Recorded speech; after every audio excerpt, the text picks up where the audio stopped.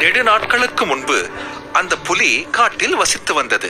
ஒரு நாள் அது காட்டில் உரிமை கொண்டே செல்லும் போது முள்ளின் மீது காலை வைத்து விட்டது. அது கத்தியது. அந்த முயல் குட்டி ரொம்ப மெதுவா அமைதியா கிணத்து பக்கம் போச்சு. அந்த சிங்கத்தை கிணத்துக்குள்ள எட்டி பார்க்க சொல்லுச்சான். கிணத்துக்குள்ள எட்டி பார்த்த சிங்கம் தன்னோட பிம்பத்தை தண்ணிக்குள்ள பார்த்துச்சு. ஆனா அது இன்னொரு சிங்கம்னு தப்பா நினைச்சுக்கிச்சு. உடனே சிங்கத்தோட கோபம் அதிகமாச்சு. கர்ஜனை பண்ணிக்கிட்டு தண்ணிக்குள்ள குதிச்சுது. முயல், நான் போயிட்டு வர, சந்தோஷமா இருங்க. நம்ம எல்லாருக்கும் உணவு வேண்டித்தான் நான் வேட்டையாட போய்கிட்டு இருக்கேன். உணவு தேடி அந்த சிங்கம் போய்கிட்டு இருந்தது.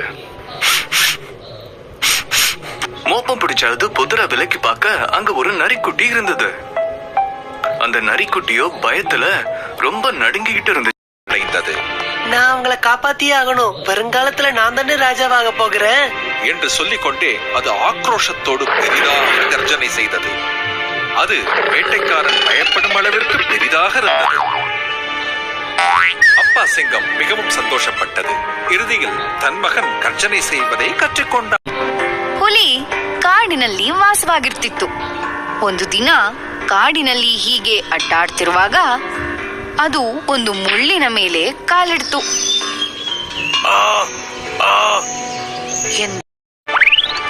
ಮೊಲ ನಿಧಾನವಾಗಿ ಬಾವಿಯ ಹತ್ರ ಬಂತು.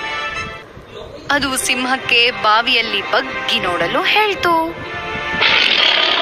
ಸಿಂಹ ಬಾವಿ ನೀರಲ್ಲಿ ತನ್ನ ಪ್ರತಿಬಿಂಬ ನೋಡ್ತು. ಅದನ್ನ ಬೇರೆ ಯಾವುದೋ ಸಿಂಹ ಅನ್ಕೊಂಡು ಕೋಪದಿಂದ ಘರ್ಜಿಸಿ ಬಾವಿಗೆ ಹಾರ್ತು. ನೆಲಕ್ಕೆ ಹೋಗಿ ಬರ್ತೀನಿ, ಆಡ್ಕೊಳ್ಳಿ. ಹೋಗಿ ನಿಮ್ಗೆಲ್ಲ ಊಟ ತರ್ತೀನಿ. ಹೋಗಿ ಬಾ ಅಪ್ಪ. ಸಿಂಹ ಆಹಾರನ ಹುಡುಕ್ತಾ ಹುಡುಕ್ತಾ ಹೋಯ್ತು. ಪೊದೆನ ಸರಿಸಿ ನೋಡ್ತು. ಅಲ್ಲೊಂದು ನರಿ ಮರಿ ಇತ್ತು. ಅದು ಭಯದಿಂದ ಕಣ್ಣು ಮುಚ್ಚರಗೊಂಡ. ನಾನು ನಿಮ್ಮನ್ನೆಲ್ಲ ಕಾಪಾಡ್ತೀನಿ. ನಾನ್ ತಾನೇ ಮುಂದಿನ ರಾಜ. ತನ್ನ ಎಲ್ಲಾ ಶಕ್ತಿಯನ್ನ ಸೇರಿಸ್ಕೊಂಡು ಒಮ್ಮೆ ಘರ್ಜಿಸ್ದ. ಆ ಘರ್ಜನೆ ಬೇಟೆಗಾರನನ್ನ ಓಡಿಸ್ಬಿಡ್ತು. ಸಿಂಹರಾಜಂಗೆ ತುಂಬಾ ಖುಷಿ ಆಯ್ತು. ತನ್ನ ಮಗ ಘರ್ಜಿಸೋಕೆ ಕಲಿತು ಬಿಟ್ಟ.